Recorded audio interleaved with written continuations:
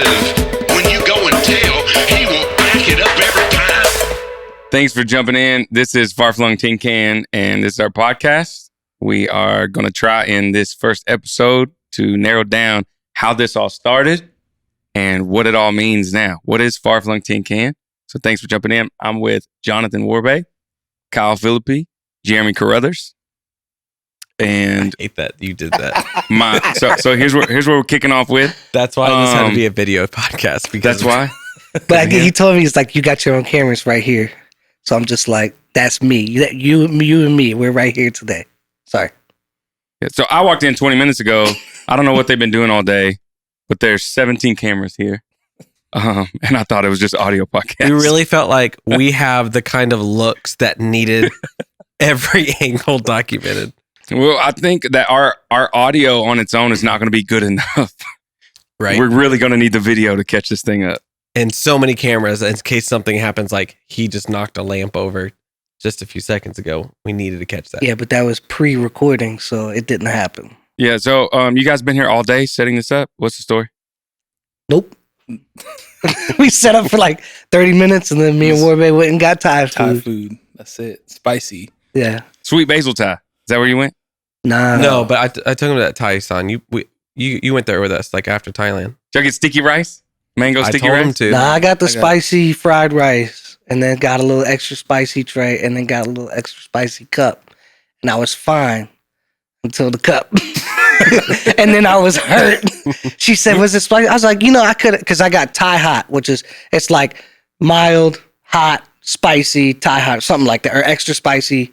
So we just got the one before Thai hot because we knew we were going to be recording. Probably better not to be snotting and sniffing and all that.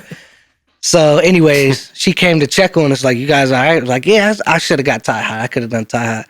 So she was like, okay, I got you. And I was like, no, all right, that's fine. So she brought an extra ramekin of peppers, like whatever. Right. And then I felt bad because I didn't use it. So we were just like deep in conversation. We're about to leave. And I was like, man, I got to use this. And I wasn't thinking. And I basically took all of the ramekin and like mixed it with my last 3 bites and was hurting on the way back. I was like grabbing napkins out the glove box. Did you wait to show it? Like you didn't want them to know that you were struggling, so you waited to like show your pain until you're in the car? Well, I was fine. It was that last little bit of spicy that I added just because I asked her to bring it, and I was like, I can't ask her to bring it and then not use it. Well, then he bit into a seed. Like we're in the middle of a conversation, and his whole face just changes. I'm like, what happened? He's just like, I just ate a seed. Like, he just regretted it instantly. Like I felt it in between my teeth and was like, oh, I'll chew that up, and then I shouldn't have. I feel like the reason this is a video podcast, like 20 minutes in, his face going to turn red. Yeah. You're going to see him leave the room. How do you think you were compared to Polly's situation in the Amazon? Oh, I mean, Polly was sick for 48 hours off that pepper with hot sauce on it. So I was fine. I mean, by the time we got halfway back here, I could have done it all over again. My neighbors grow ghost peppers, which is a very like niche pepper because it's so hot, which I make salsa and things like that. So they gave me a bunch of them and I froze them. And Gary, the rhino, came over, ate half of one day, and he was really struggling. So Warbe came over. He heard that Gary did half one, so he was like, "I want to do a whole one." And this man, so much regret. his whole face. He goes to the bathroom. He comes out of the bathroom, and I thought he would like wet his head because he was so like just struggling, and it was sweat. He was telling, he's like, my sweat is spicy. That's what he said today. He said, my sweat is spicy. It was burning. He said he was sweating. It was burning. It was the worst feeling. It felt like I was burning from the inside out. Like a train, like it's got, like the steam is just like an old steam train. That's what I felt like. Coming out your ears. Like yes, literally. It's the worst choice. Yeah, ever. So from Thai food to peppers to Far-Flung Tin Can.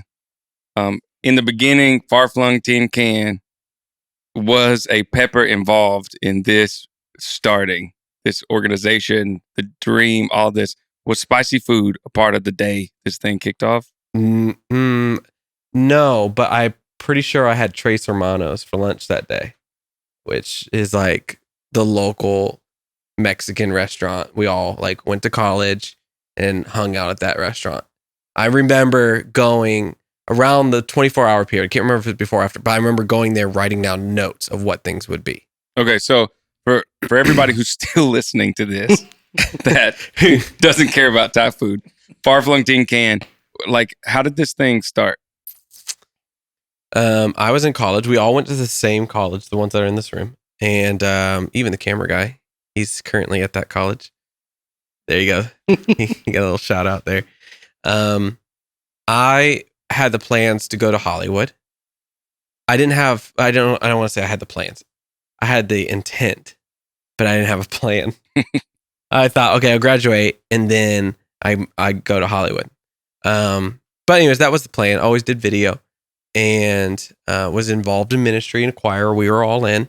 And I was literally running late for my broadcast journalism class with Professor Mary Dukes, if you're watching.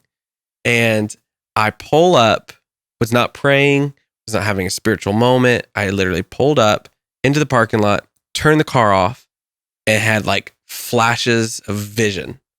Like there used to be a show called Chuck on NBC. You remember that? He was like, they like put all of the government's information in his head, and he would like flash when he saw someone, and it showed all his background. Yeah. That's kind of what, and it was on during that time. That's what it felt like.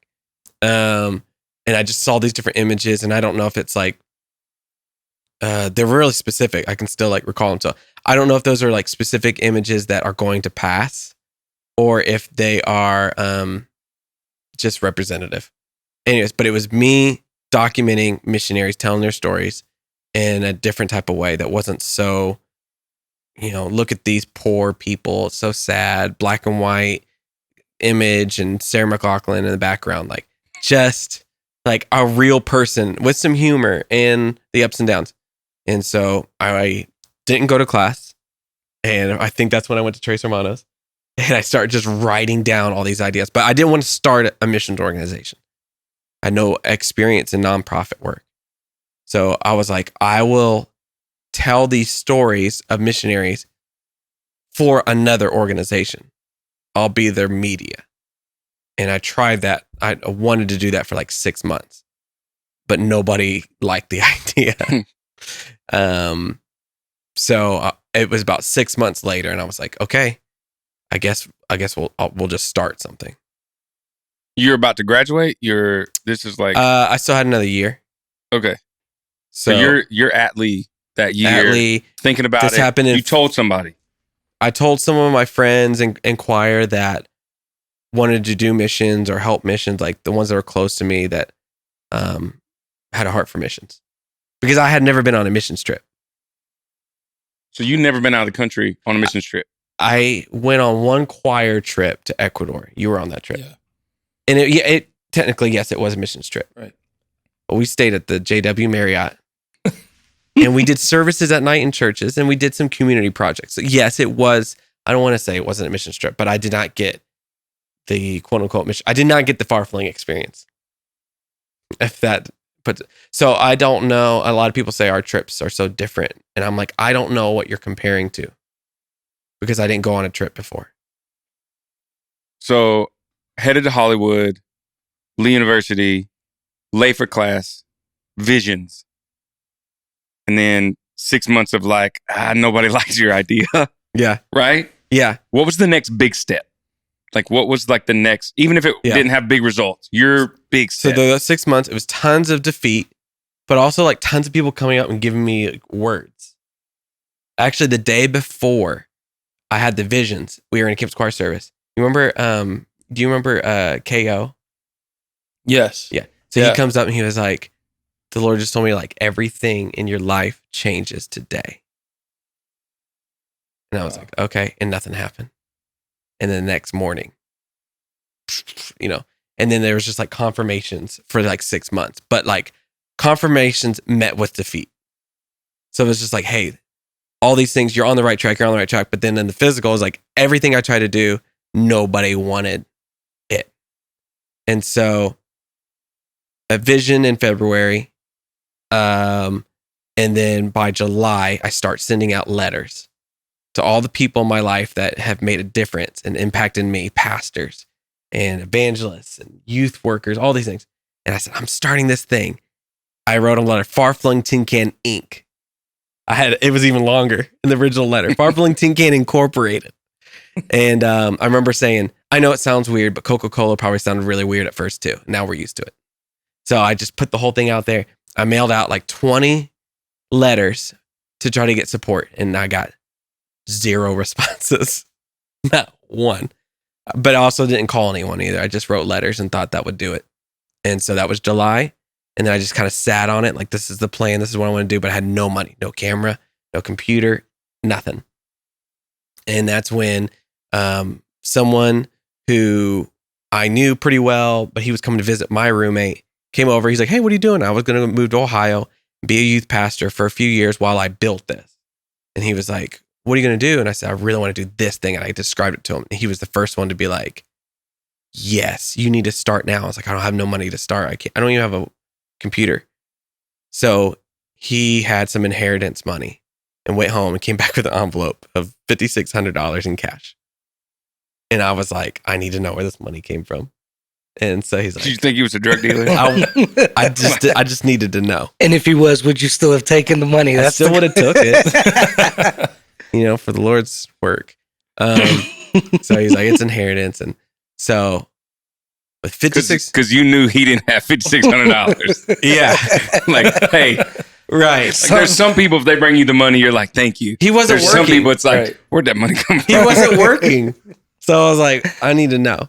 So anyways, he came back and his knuckles were bloody. No, just kidding. So I was like, okay, let's get started. And so with $5,600, I bought a Mac computer, which is still here at the office. We paid for a website and a logo. And so these guys built a website, another guy built the logo. And then we bought, I think 50 shirts with the logo on it. And that was it. Like, all right, let's get started. And we were branded as like a missions organization that does documentaries and all that, but we didn't even have a camera. So we did blogs on the website Let me ask for you. a year. Let me ask you a quick question. How did you go from?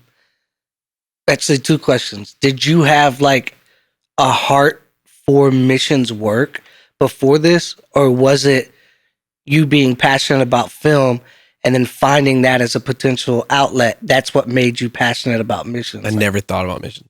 Right. So this was I don't remember. I think missionaries came to our church and I was like in children's church, but I had there's no experience. I knew what they were. And I thought it was good.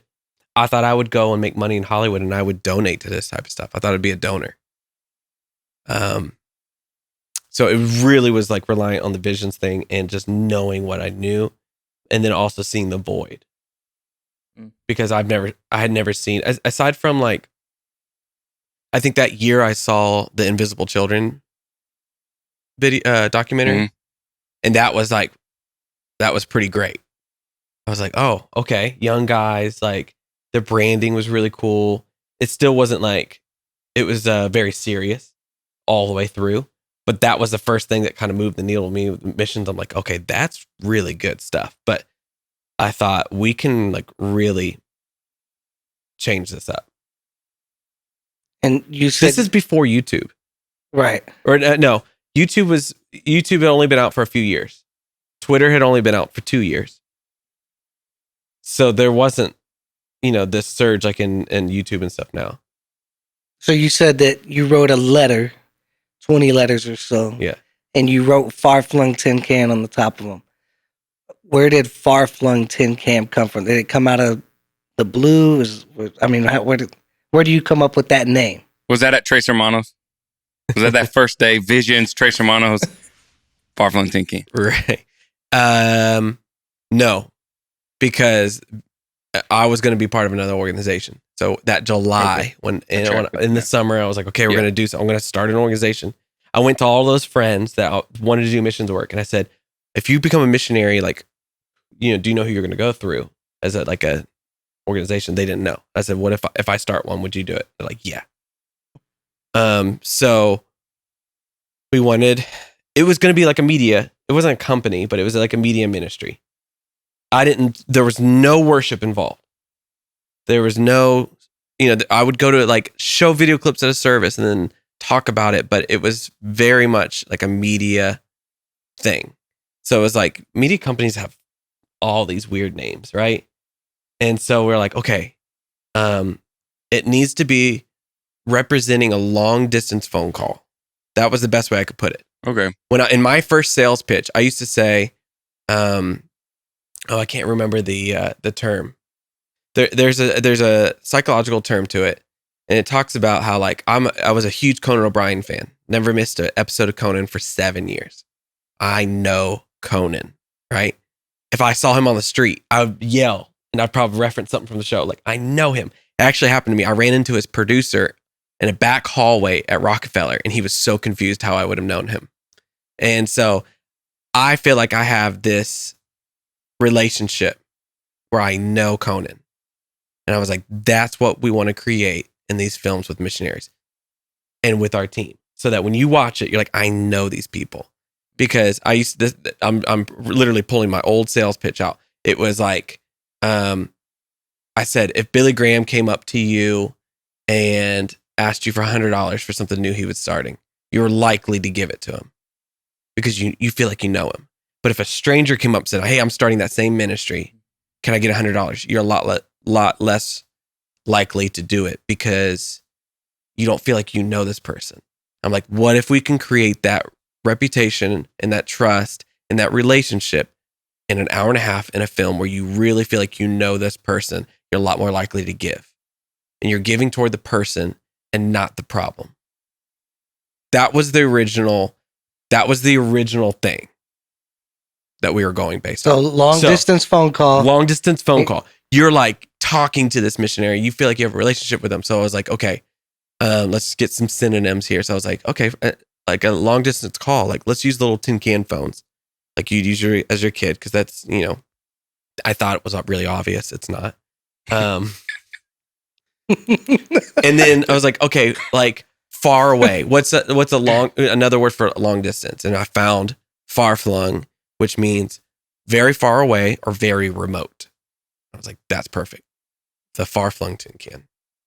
Which is beautiful. I love it. From the beginning, I was like, yes. And the reaction that people give when you say it, it's like, perfect. So like, that's what you want. It's a name that you need. I thought if it's on a shirt, you're going to ask what it is. Now it's annoying when I go to the bank or anywhere that I have to, say my. Yeah. Or when you're buying a house and you work for Far-Flung and they're like, what's your employer name? Right. Or when you're on the phone and they're like, what's your email address? And you're like, Brian at Far-Flung Tin Can. And then they hang up on you because they don't think you're a real person. Yeah. So, yeah. Okay. I just think this, and that is something I don't relate to at all. Plant. I don't relate to at all in having this one moment where you're late to this class and this one instance so dramatically changes the rest of your life. Like even with no pre-connections. Like even like I met my wife and knew her for a minute before we even like dated. It wasn't like I saw her and across the room and was like, that's my wife.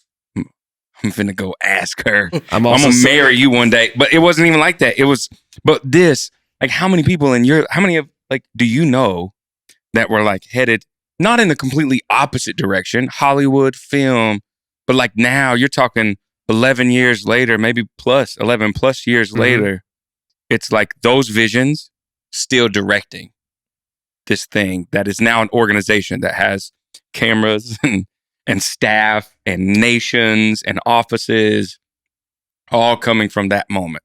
I don't relate to that. It's I don't know about the moment, but like it's like it's a redirection that seems major, but really isn't that major. So you wanted to do film. Yeah. Your assumption was, I'm gonna take this passion, something I enjoy, and I'm gonna go to Hollywood and I'm gonna make films. It's like reminds me of our very own Gary Keelan story, where it's like he's lifting weights to be an Olympic lifter. Like, and he's just, lifting and gaining strength and perfecting his skill and his physique. and then God is like, slight redirect. You're going to travel and do feats of strength and share the gospel. And it's like, that's kind of what I see in your story as well, is like, you're headed this direction, and it's like, you're passionate, you're perfecting like a skill, and it's something you want to pursue.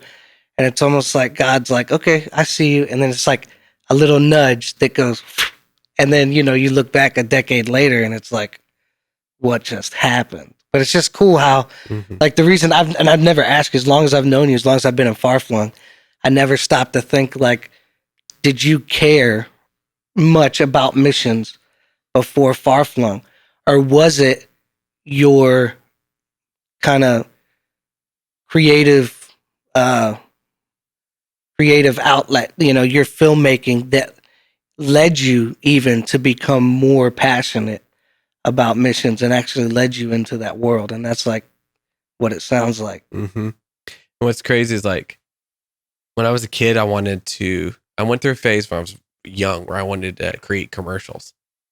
And then I want to be an actor like this. It was always like in that realm. But, I love those action adventure movies, Indiana Jones movies, things like that. And so it was just like last year where I realized, gave that up, right? But now we're living actual storylines.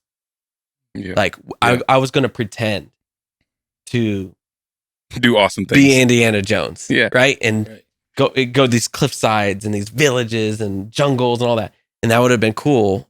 But now we actually get to play the part of it and still get to film it. And so I was like, wow, that's pretty awesome that he's still, like, the thing that, maybe I had that instilled in me because he knew I was going to be doing it for real. Wow. Like, you're thinking what you were willing to pretend to do. Like, the Lord's like, hey, how about instead of pretend, Do it. let's do it. Like, I'm thinking about my son who, like, for a while would go around the house pretending to ride a dirt bike. Boom, boom, boom. And then one day we went and bought a 4-wheeler. He's like 4 years old. And suddenly it's like, how about instead of pretending, how about you do the real thing?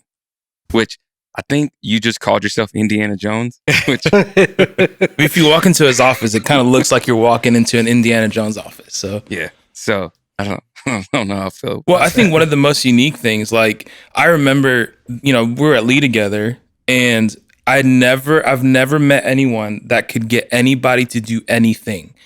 Like Dr. Khan was the president of Lee University until not long ago, and he did a voicemail for Kyle. Right? Like, he just had that personality that just influenced people. And then I think one of my earlier memories was Kyle just showing up with a camera in everybody's face, just like, what are you doing? And so it's just interesting that, like, he, like we're talking about the video aspect, but then also I think, like, you engage people, in a way that I think is, like, so essential, and it's part of the story too. Of like you're saying, like, we want you to know that we care and that you matter. Like, we want to know who we're engaging with everywhere we go, and that's kind of been, like, that's part of your personality, I think. Part of your character. Was there ever a time where it was like Far-Flung almost didn't happen here? Or from the time that you didn't go to that class, it was like, I'm never looking back? No, there was never, I'm not going to do it. Okay. But we did start in Ohio. So Okay. I left Lee and we started in Ohio. And the first 4 years of Far-Flung were in Ohio. And I was trying to get people to, like, recruit up north, and nobody was biting. We still love you, Ohio, by the way. Yeah. Those of you that are watching in Ohio, Nobody wants to thank move you for there. supporting now. Early on, late adopters. And because Chattanooga is so close to Lee, a lot of the ones that were, like, just graduating or had just graduated, everybody was still kind of in this area. Or maybe they've moved to Atlanta. And so, and then Pastor Kevin Wallace, they had just bought these 12 acres of downtown buildings for their church. And I had, so in April of 2013, I went to Guatemala to finish the film, to show the finished orphanage. the film that Jeremy was in. This is like a year later. I went and visited Joe and Mindy, who were the missionaries there. It was the first day of the rainy season. And I'm just sitting there journaling, and I'm still working at the church. And Benjamin and Lily, their kids, were real young. It starts raining. I'm like, we got to go outside in the rain. It's the first day of the rainy season. Go outside and play. I don't know. It was just a really distinct day because I got back inside and like took my raincoat off, and I was like, I have to quit. Like, my time's up. I've stretched it as long as I can, and I've got to jump. Because, you know, I wasn't making enough money. Like, I wasn't making any money at Far-Flung. I was doing it voluntarily. In order to be full-time, I'd have to go and travel to churches and speak. But I could only miss a couple Sundays a year, and I'm going to spend it on the mission field. So I can't travel to speak because I'm full-time, but I can't go full-time because I can't travel to go speak. So when you say you were quitting, I need to quit and do this. I need to quit the church that you were being full-time a youth pastor. Okay. And I need to, it's time to like go all the way in.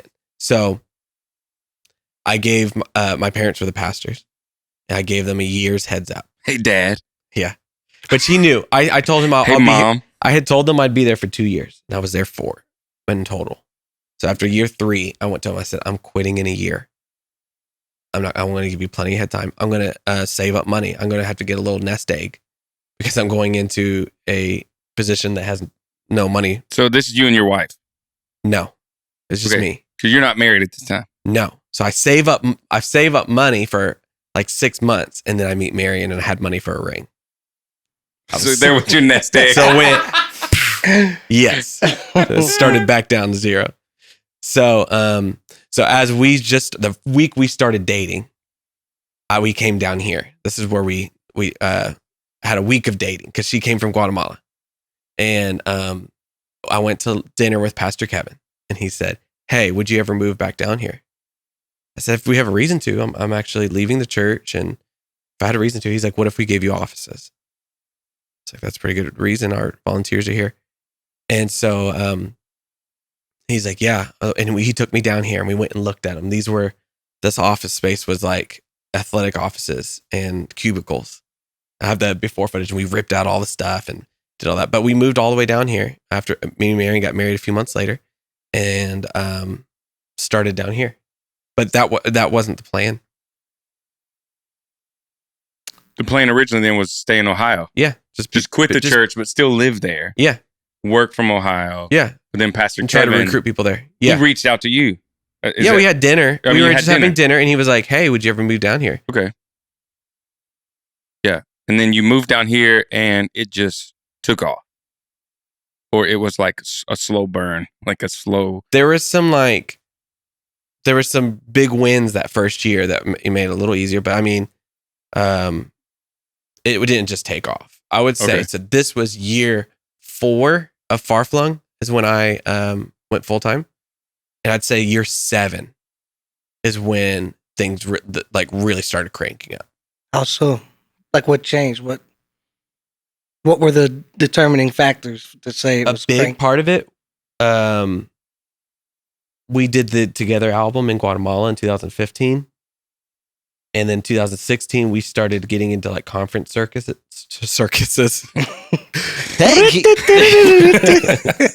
So like the worship, the music aspect of it?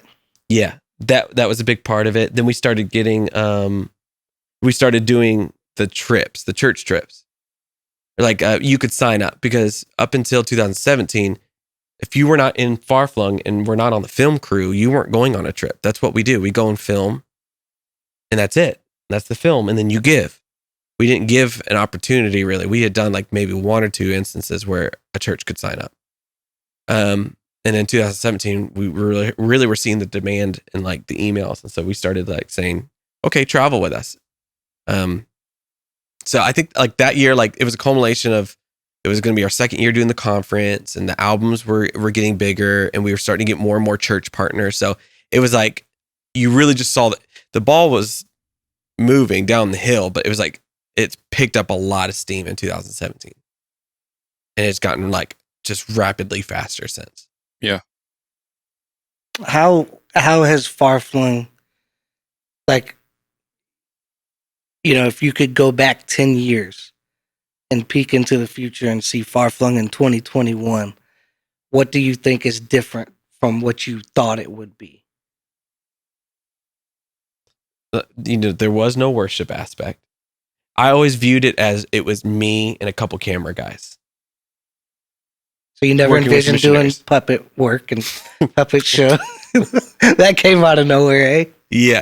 There's a lot of evolution that came out. 2020. Yes. So I would say that group dynamic. I always thought it was just going to be like small film crew. It's kind of how I looked at it. The Telling same emphasis. stories Yeah. about missionaries. Right.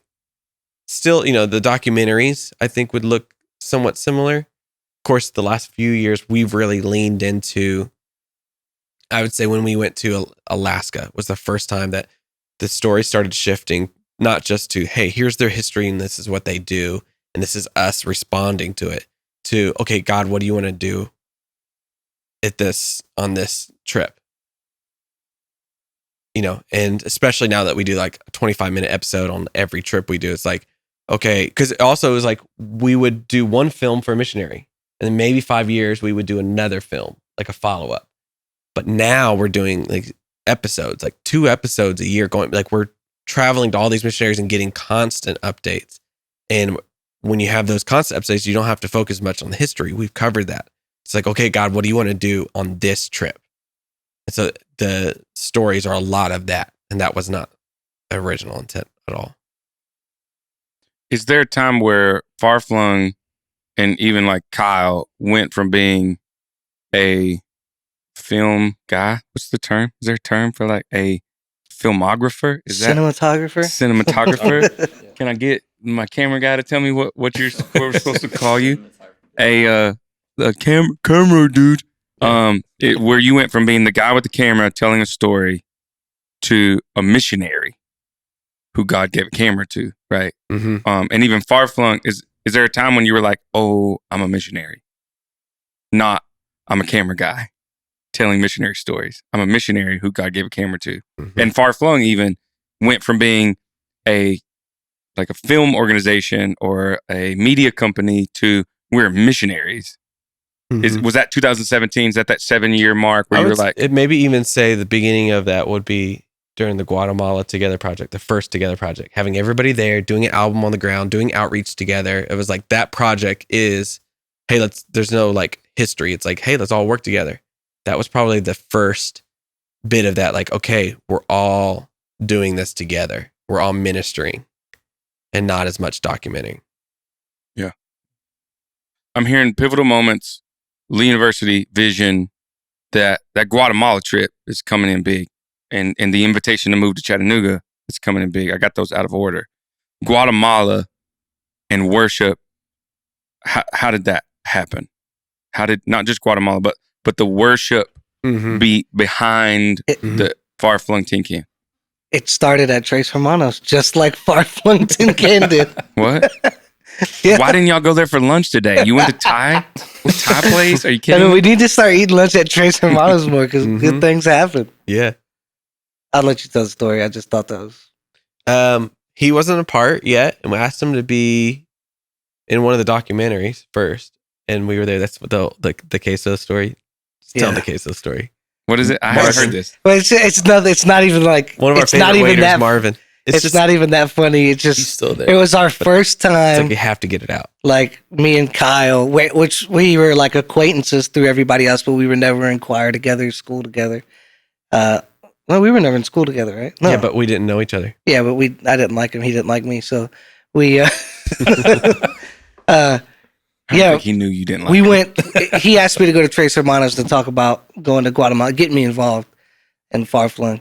And so here's the queso story. It's really, I don't even want to tell this story, but It really has almost no payoff. there's nothing at the end of it. Just We ate queso one but day. so we like, did I order it? So like Yeah. we're sitting We there, requested it. and he was like, we take an order, and I'm like, I say, can we get some queso? Like, and I did like the bowl. Everybody does it. They make And the he bowl says with their queso hands. specifically. So I was he like, activates I'm like, literally, I was like, so he oh. understands what I'm you like, want. hey, can we get some queso? And this dude looks at me and he goes, cheese dip. And I was like, yeah. And he like walks away, and then Kyle, he just was like laughing hysterically, and I started laughing. I was like, so now, literally to this day, every time I sit down in a Mexican restaurant, I'm like, can I get babe, order that. 'Cause I just don't want to relive that moment. It's normal to call it queso, right? That's I love what you that want. He shamed you. He like literally was just like cheese dip. There was so much weight behind the way he said it. Yeah, like he was upset. Yeah. But I don't know why. So now I literally, like, every time I have like a complex, every time I sit down, I'm like, can I get some of the cheese dip queso that you got? Thanks. So in that moment, you were like, let's do worship with Far-Flung Tin Can. Because that's what started it. We started doing worship. The first year, like I said, we had no camera. So we're like, we need to fundraise some money here for missions. So I picked up some projects. Like, we didn't even have Pandavita yet. I just knew random people, like some far-flung people that were doing short-term, like semi-long-term missions. I was raising money for them, and some people I knew, they were doing a project in Africa. So we raised money for them, but I didn't have a way to raise it. I didn't even have a camera. So I did 6 weeks of ballroom teaching. I taught ballroom. What? And I raised like $2,000. You knew it to teach it. I Is knew what's it. getting me. I knew it enough to teach it for 6 weeks. So, like ballroom dancing. Foxtrot, waltz, You knew Vietnamese these waltz, things. tango, You know these things? cha-cha, To West teach Coast them. swing, East Come on, Coast whoa, swing, stop. Why do you know this? merengue. How and I took lessons throughout my entire time at Lee. Private lessons, public lessons, went every Tuesday night.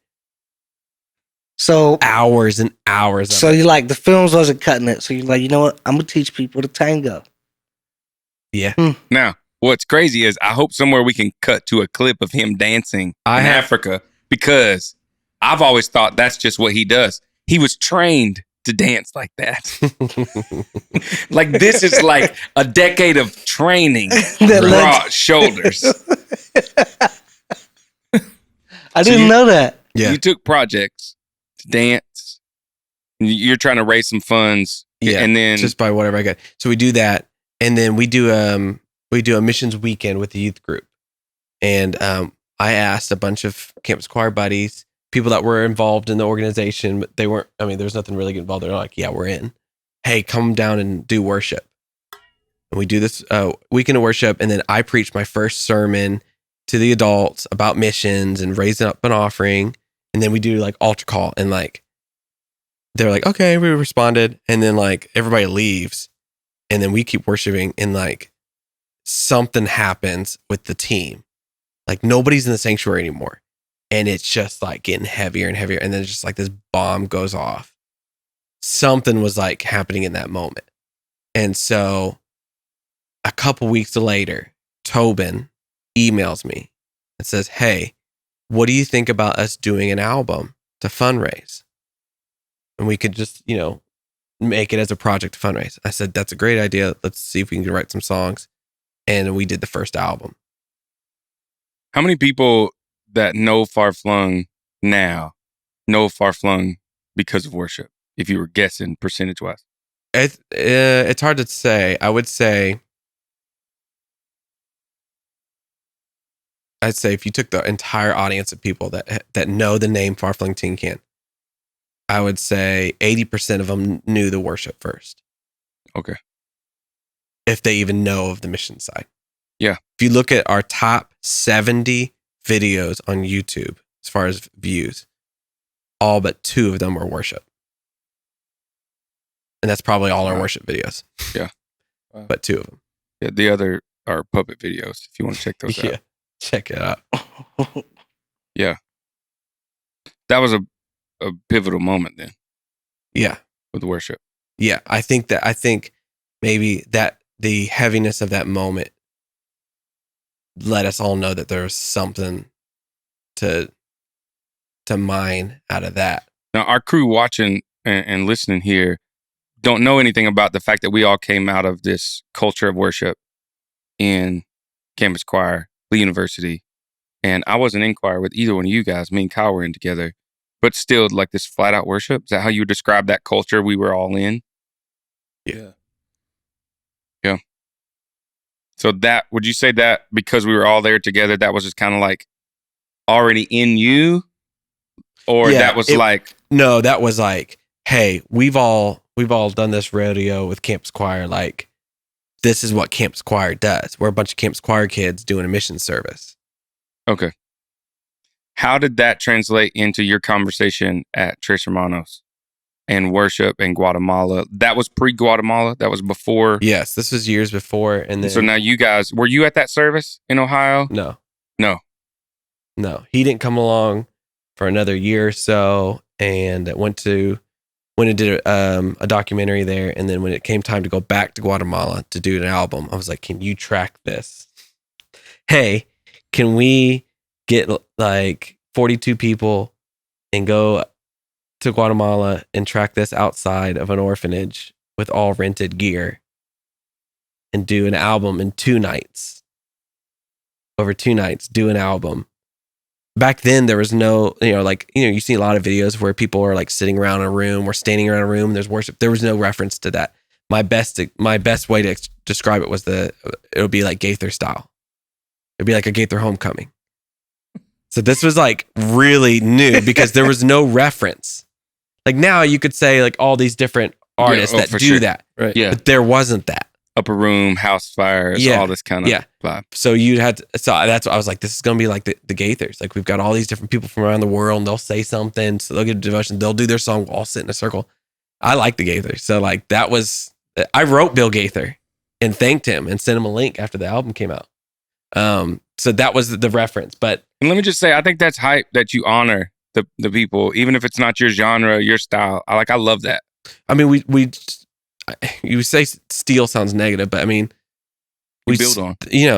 We definitely inspired that approach of we do these together albums every 4 years. Like to me, like, yeah, we're like doing a Gaither homecoming. We're pulling missionaries from all these countries around the world and we're going to the Amazon. Yeah. Yeah, I think that was the first music recordings. Was Together Project? There was an album. There's a couple. Yeah, There was the album. Okay, yeah, the one. Yeah, right. But and this the was choir room. this is a large scale. Right. So that's what. There was the one that I remember we did in the choir room the night the tornado went through. Yeah, tornado went through, and the hail. So you can hear it in the recording, which is crazy, like people historical marker. Homes. It was insane. And you can hear the hail hitting the roof in one of the songs. Power goes out like 10 minutes after we get done. Yeah, I remember that. Yeah, and I was there helping Joseph, and but I wasn't like really a part. I was I was periphery at that point. I was kind of helping out, running some cables. But together, that first Together project was significant, and it's also crazy because the second Together project was also very significant, maybe for different reasons. But like you said, 80%, like that blows my mind. Like I didn't think, I was sitting over here thinking, maybe 40, 50%. But like to your point, like what you asked, like worship was very easy for us to rally around because we all came from that same breed, coming out of campus choir, so that no matter if we were there together or not, like we got that. And I think we all had that similar desire, similar experiences, similar understanding of what we were trying to accomplish there. And I think that's why it clicked kind of so easily to begin with. There was always a culture from the beginning in the worship of just everybody playing their part, serving their role or not. There may not be room for you because there's a lot of us, and it always worked so well. But it's encouraging. It's encouraging for me to hear too, because, being able to take an organization like Far-Flung and then say, okay, we're going to add music. We're going to add worship on top of that, just to bolster the purpose of the organization even more. And then to see just that work, just to see that, we were talking about the other day in our other meeting about how Far-Flung has had a very clear purpose, a very clear why. And because of that, we've been able to, what we do, we've been able to be creative. And so it's cool to be at, I wasn't at the very inception of Far-Flung, but was there like in a pivotal role in a pivotal moment for Far-Flung. And then now I got to be honest, like I'm thinking about the worship. And so we had a couple albums that we did, a couple projects that we did. And then that one was significant because everybody came together and it was very large scale, Not everybody. live. I wasn't invited. I'm not mad. You weren't a part of it. You weren't a part yet. You wasn't invited. I you were wasn't at there. home watching it. Is that when you guys got wasn't stuck in invited. I'm not Florida? bitter. Yeah. But Yeah. yeah, He you're right. wasn't, It but wasn't. like- either, but he met us in Florida. That's right. I remember Right. that. We rehearsed at his church. Yep. So you have that moment, and then like it's funny because it's like, okay, we're gonna do films, all right, and then we're gonna do worship, and it's like, wow, watch what that can add to it. And then last year, it just happened to be here when it's like, hey, we're gonna focus on the next generation and inspiring and educating children on what missions work is, and we're gonna do puppets and all this stuff. And it's kind of funny because, I think we're at that stage even with the puppet and the kids stuff, that we're still in those first couple album phase. Mhm. And there's going to be a significant moment in that because I just think that the way it's tracked with Far-Flung is like the original idea, let's give or take 5 years, a big idea, give or take another 5 years. We're in 2020. There's Yeah. another idea. So, it's just interesting, 2 or 3 years from now, just to see how those things kind of come, You like, gotta accumulate, and how God uses those things. It's just really, really cool to track that. you kind of have to dig your heel in the sand if you want to do something big. Like you got to expect failure, expect people not to care. I always like think about this question. I don't know, maybe it's a book chapter somewhere, but it's like, how long do you do something that nobody cares about? Because it's either going to take time and it's building, or it's too hard to grasp, or it's a bad idea. But how do you differentiate? And so with me, it was just like, I really just truly bought in. I like really, really believe in it. I believe in it like much more than like right now. People still, we have a lot bigger of an audience than we did 11 years ago. And I'm like, this is going to be such an impactful thing that I'm like, yeah.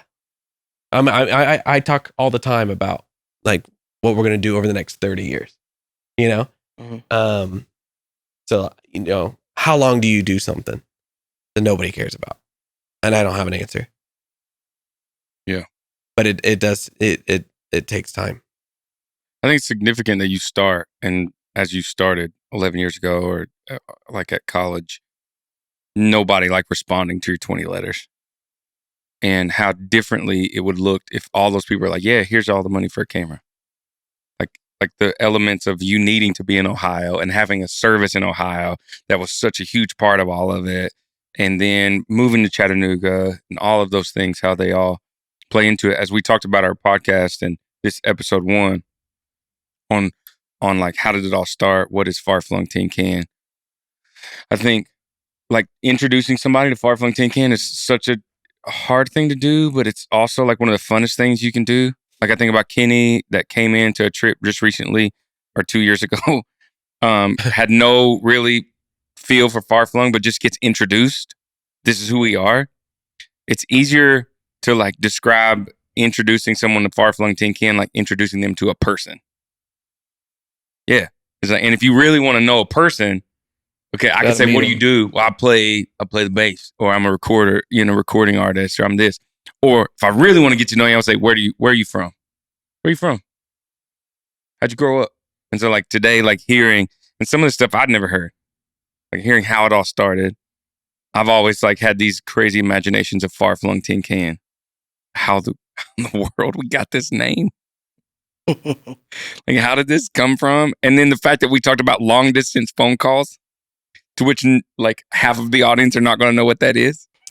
Like a long, what do you mean long distance? There was two times there where I was like, man, we're like those old dudes now. This was before YouTube. You What said is, like, what is long and then you distance? said, What do you mean long distance phone call? What is that? You said something else too, and I was like, gosh, we're old. Probably the Gaither thing. Like there was no reference for live worship videos, which is like that's all you see now, you know. Right, sitting in a circle worshiping. Yeah, so we were innovators and pioneers for sure. What all of you have came in different. You came in 2012. Brian came in 2016. You came in 2018. Like what? And some of you were kind of around, but what was the? How did you get here? Like how did you get in?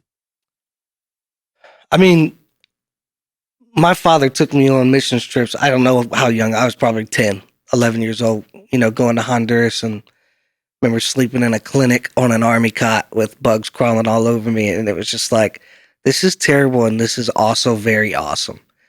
And then going back to Honduras every year is like summer camp for me. Like I had friends there, you know, like in this village with no electricity out in the middle of nowhere. Yeah. So I craved those experiences, you know, because it just, when you experience it, you know, like you need that like from time to time. And that's how I felt about it.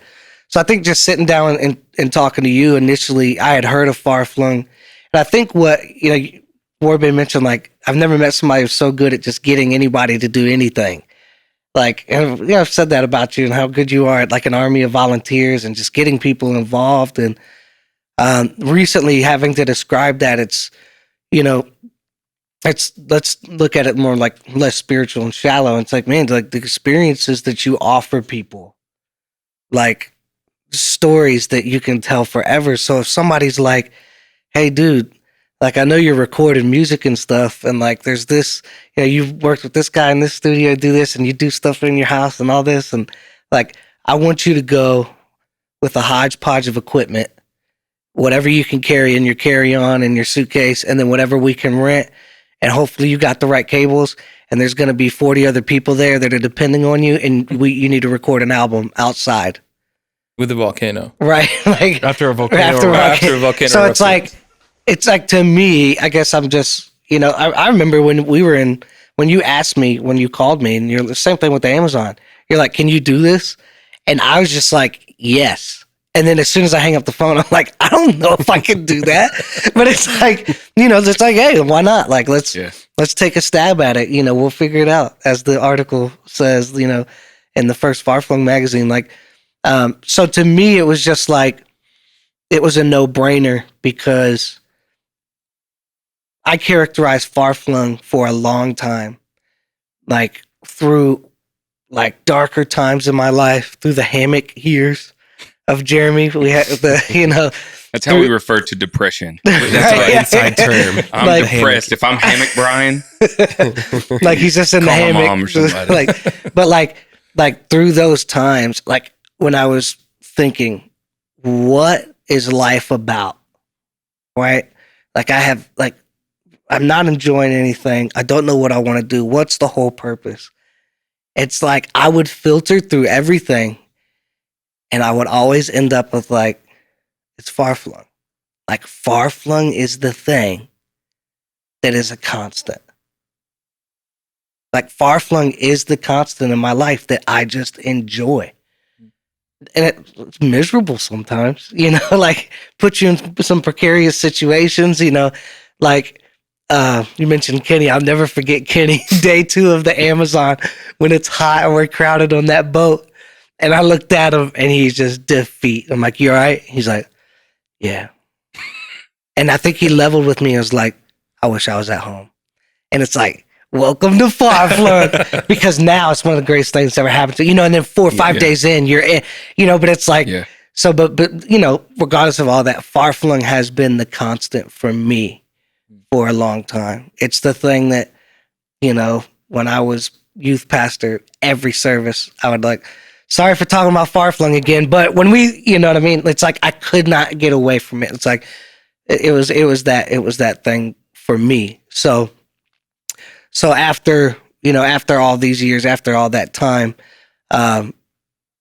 it, like I said, it has been the thing that has kept me kept me on the hook. That's like, no, this is what it's about. This is what it's about. And like you, I mean, it's the perfect outlet for me creatively.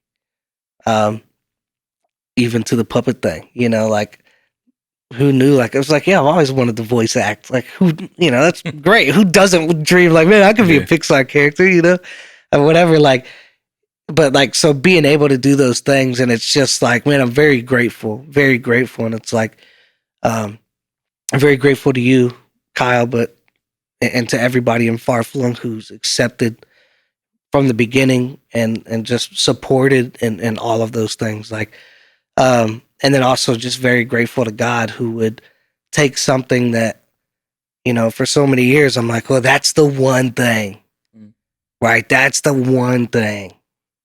That's the one thing. But always, it was just the thing I volunteered for. Mm-hmm. But that's the one thing. Well, yeah, I'll help you with that, Kyle. Just send it to me. I'll get it to you next week. But that's the one thing. And then just to be sitting here, in light of everything, and just know, like, man, this is it now. It's just, I'm just extremely grateful. Yeah. What's yours? So I think for me, I think I was still at university. You were in Ohio, I think, at that point. And so I remember like seeing you walking around. Like we would go for fall tour to Ohio, and you'd be with cameras just walking around, randomly interviewing people. And I had heard about Far-Flung, but I didn't really know like what exactly Far-Flung was. Like I knew that they were a missions organization, but I just didn't know exactly what they did. And so. And then I think 2016, like you were saying, of course, I kept up with everything and Facebook and Instagram and all that stuff. But when 2016 came around and you guys got stuck in Florida because of the volcano erupting for Together Project 1, Chapter 1, it like hit me. I was like, oh, so they're actually going as a group together. And of course, you guys rehearsed and stuff, which, we talked about. Well, Jeremy was talking about the worship. You've talked about it. Like, I think there's a legacy that Far-Flung has like continued, and I think more specifically to like campus choir and even just that culture of worship. Dr. Horn was the director, and then Pastor Jimmy were under Pastor Jimmy. It's like there was just this culture of worship that has kind of bled over into a lot of what Far-Flung does. And so I remember that first worship night when you guys got stuck. You really were just rehearsing, but much like most of our worship times when we come together, even if it's just like a rehearsal or hanging out, it turns into like just God just comes in the room and just wrecks everybody, And so like that was like one of my very first memories or experiences with Far-Flung. And then of course, I was in Florida for a few more years, and then Brazil comes along. And so I started coming up for the missions conferences. I think 2017, 2018. Met my wife at one. Mm-hmm. And went to the Arctic. Yeah. And so and then I started to really understand that these were some guys, a group of people, not just guys, but a group of people that were like crazy for God and literally would do anything, right? And then we find ourselves at 17,000 feet of elevation at the highest city in the world, 50% oxygen, praying for people for 9 hours, which for me, having a heart of missions, that was just like everything, I remember being a worship pastor and always thinking like, I want to be a missionary. I want to do missions. I didn't know how that would flesh out. Right. And then you call me and you're like, hey, let's go to Alaska. And then you call me again, you're like, hey, let's go to Peru.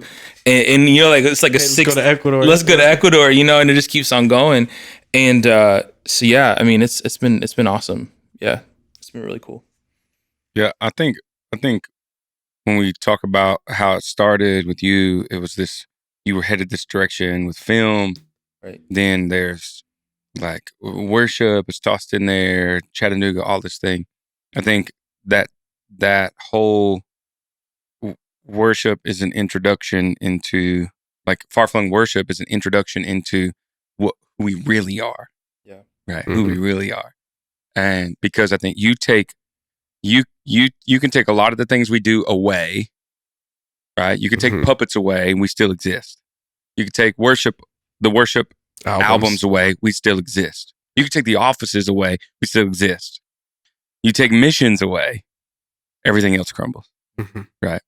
But a lot of times missions is not the first thing you know about us. We've been talking about this whole podcast. I don't think we named one missionary. We talked about Isaac in Cambodia, Celia in Africa. I mean, maybe a little bit reference some trip. Oh yeah, but it's still like what we did. Remember, we did this, and we went here in Guatemala. We did this, and it's crazy.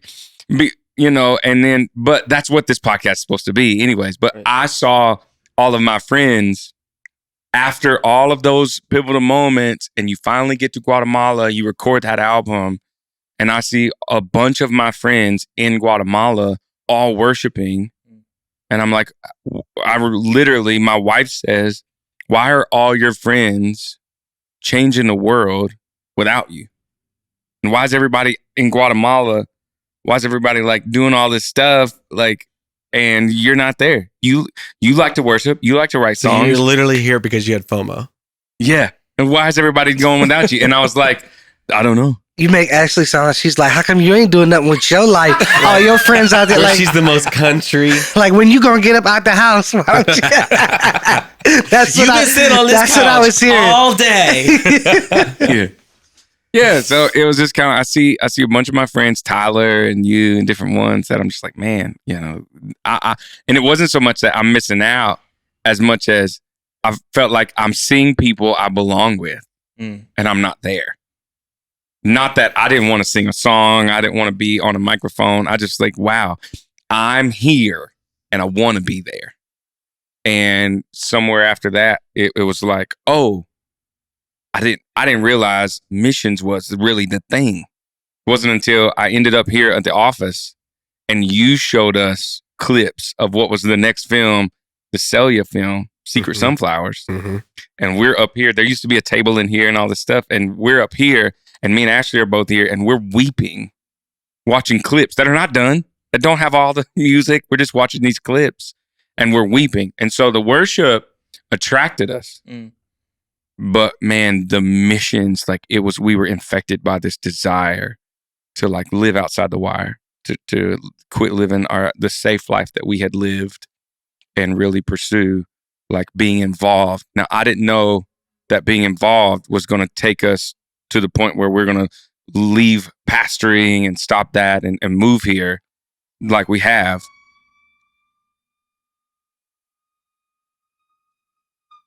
Just take an ambulance break. Fire This truck break. is downtown Chattanooga. If y'all didn't know, this is that neighborhood where that stuff happens. So I think I'm that person that's a lot like everybody else who maybe worship or far-flung worship or at a service or conference. Yeah, man, I heard all these people lead worship, or I saw a YouTube video and all this. But I'm the YouTube video. I watched them on YouTube, their Together project, and I was like, oh my God, I know. I'm just gonna call Kyle.